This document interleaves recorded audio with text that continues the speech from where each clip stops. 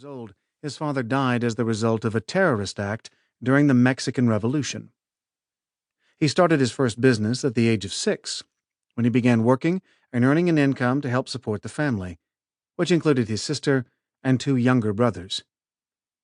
Since his income was necessary for the family, Jose never had the opportunity to attend school. With the help of his sister and brothers, he learned to read and write in both the Spanish and the English languages. He recalled that he was always very lucky at finding new business ventures that would help more people and earn him more money.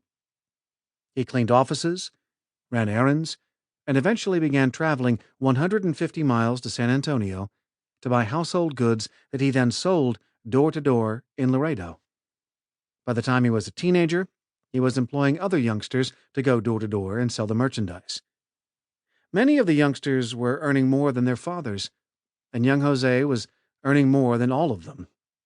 That's how he had enough money to pay for a correspondence course in radio repair in 1928, when he was 14 years old. The timing was perfect. He got in on the ground floor of that new field, and that's how he earned his millions when he grew his electronics repair business to be one of the largest in South Texas. He still had his knack for spotting new business opportunities. He recalled one time when he pointed out a vacant lot to his wife Paula and said it would be a great spot for an ice cream stand. He didn't act on that impulse because he had other interests, but a few months later, somebody opened an ice cream shop there. Jose used his knowledge of electronics repair to start a new business repairing coin-operated music machines, jukeboxes, and leasing them to establishments throughout South Texas. In 1944, Jose was drafted into the Army to serve during World War II. Not knowing whether he would survive the war, he closed his business and set the money aside for his family. It was during the Army induction process that Jose had his first encounter with a psychiatrist. This led him to the study of psychology. He dived into the study of psychology with the same enthusiasm he always had, because he wanted to see if he could learn ways to help his children to be as successful as he was. He observed that only a few people had the kind of instincts and good luck that he had. After his discharge from the Army at the end of the war, Jose returned to Laredo and started his radio repair business all over again. This was an exciting and busy time for him. He was assigned to build a radio technician's training department at Laredo Junior College and ran the department for more than 6 years. The department was named the best in the state of Texas by the Veterans Administration. This was quite an achievement for someone who had never attended school as a student.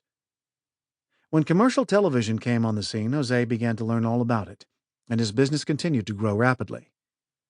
His study of psychology had led him to several related fields, including hypnosis, parapsychology, and electroencephalography, leading to psychoorientology, a new science of how to orient or direct your mind, that is your psyche, for greater success.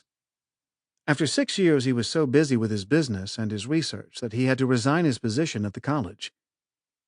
By 1966, the research had progressed so far that Silva was in demand to speak at colleges and universities about his work in psychoorientology, and people throughout Texas were asking him to teach them his mind development techniques.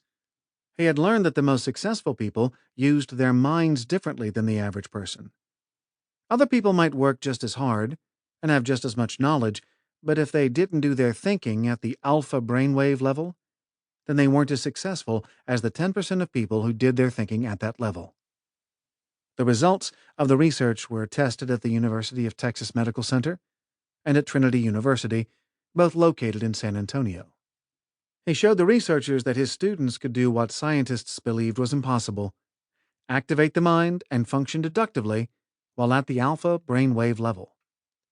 The results were so impressive that they were published in a scientific journal in England in 1972.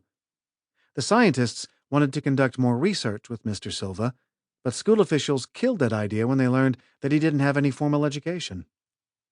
He held no academic degrees, but received the kind of degree that you cannot get by taking tests in a classroom: the Doctor of Humanities degree for his life's work, which is the truest test of greatness. He always had great respect for education and wished he had been able to attend school, but someone once pointed out to him that every year, a lot of students parade across the stage and accept the Ph.D.